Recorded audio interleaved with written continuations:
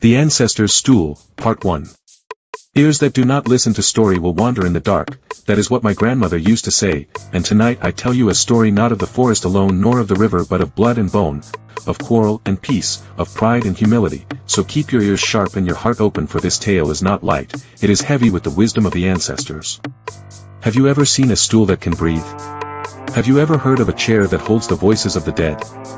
Then listen carefully, for this is the story of the Ancestor's Stool.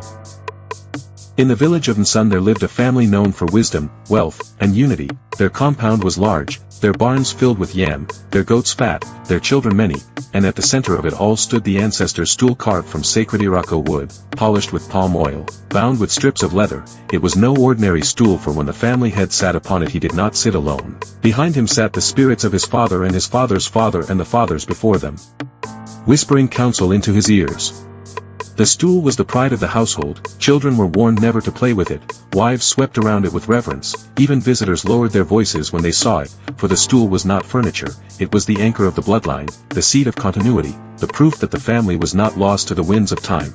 Kwame the elder, head of the family, was the one who sat upon it in his days, a man respected in the whole of Nsun. He was firm yet kind, strong yet wise, his voice was sought when quarrels arose, his stool was seen as the lamp of the family.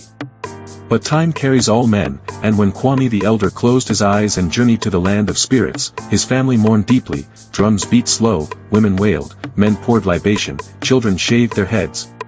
And after days of mourning, when the dust settled, all eyes turned to the stool, who would inherit it, who would sit upon it and guide the family, who would be the new ear through which the ancestors spoke. Kwame had two sons, the first Oba, tall, broad-shouldered, proud of his birthright. From childhood he carried himself like a king, his voice was thunder, his walk heavy, his eyes searching for admiration. He believed the stool was his by right of being the firstborn. He often said to his cousins, "When father is gone I will be the one, I am first, it is mine." The second son was Kweku, younger by 3 seasons, quieter, listening more than he spoke, and when he spoke his words were measured like a diviner's cowries. The villagers often said, when Oba talks the ground shakes, but when Kweku talks hearts tremble. He believed leadership came from wisdom and fairness, not just seniority, and in his heart he thought the stool should rest with him who would lead with balance, not with pride. Their mother Esi, soft in voice but strong in spirit, feared for her sons. She often said, "My children, listen, the stool is not a throne of pride, it is a seat of service, whoever sits upon it must bow first in his heart." But her words floated away like smoke from firewood, for pride is a drum that drowns every other sound. After their father's burial, when mourning had ended, Oba called the family together under the great baobab tree. He stood tall, his chest broad, and declared, "Brothers, uncles, cousins, our father has gone to the land of spirits. As the first son it is my duty and my right to inherit the stool. The ancestors will guide me as they guided him." But Kweku rose, his eyes calm, his words sharp. "Oba, stool is not inherited by shouting. Father himself told us the stool chooses the one with wisdom, not the one with pride. Leadership is not just for the firstborn. It is for the one who can carry the family in peace."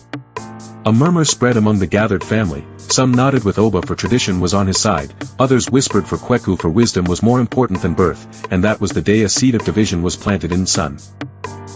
At first the quarrel was hidden under polite words, but soon like yam vines it spread through every corner of the family compound. When Oba brought palm wine for the elders, those who favored Kweku refused to drink. When Kweku slaughtered a goat for the cousins, those loyal to Oba would not taste the meat.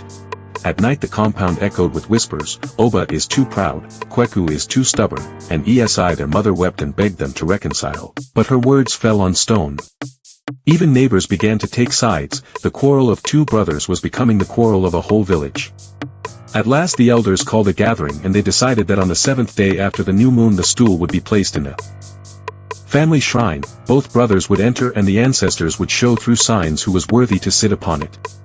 The day came, drums sounded, women ululated, men gathered with folded arms, children clung to their mothers wide-eyed. Oba walked in chest-high, beads rattling on his wrists. Kweku entered quietly carrying a small calabash of water. The priest poured libation, calling upon the ancestors to guide. Then he signaled to the shrine keeper, "Bring out the stool." But when the shrine was opened the stool was gone. A gasp spread like harmattan fire. Gone. Impossible, who would dare touch it? The stool had never left the shrine, guarded by ancestral power, for it to vanish was unthinkable. The priest trembled. This is not theft, this is judgment. The ancestors have withdrawn their stool, it is no longer among us.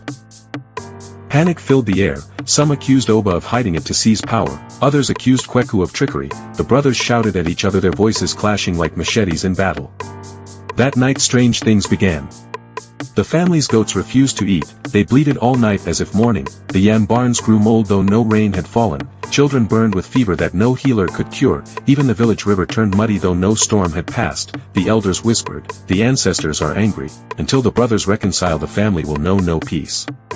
But pride is stronger than hunger, Oba shouted, this is Kweku's curse. Kweku answered, no, it is Oba's stubbornness, and so the quarrel deepened while the stool remained hidden. Then one moonlit night when the compound lay heavy with sickness and sorrow, a wind rose whistling through huts, rattling calabashes and carrying a deep voice. It was Kwame the elder, their father, speaking from the spirit world. Children of my blood, why do you tear the family apart? Do you not know that a broomstick stands weak alone but strong in a bundle? The stool you seek is not lost, it is hidden, hidden where pride cannot reach. Until you learn unity, the stool will remain in the belly of the earth. The family trembled, some wept, but the brothers' hearts still burned with rivalry. In the morning the council of elders summoned them. Your father has spoken, said the chief elder. The stool is hidden by the ancestors, it will not return until you prove yourselves. You must go together on a journey to seek it. Along the way the spirits will test you. If you pass, the stool will return. If you fail, your line will wither. Oba frowned. Why must I, the firstborn, wander in the forest with this stubborn boy? Kweku sighed. Why must I waste my wisdom on a brother who does not listen? But the elders said, if you refuse, your family will be cursed. And so with heavy hearts and bitter tongues the brothers prepared to leave at dawn. That night their mother Esi knelt in the shrine, her tears wetting the earth. O ancestors, guide my sons, let them not destroy each other before they find your stool. The fire in the compound burned low, the goats bleated weakly, the family lay restless, and the stool hidden deep beneath the earth waited. Like and subscribe for part 2.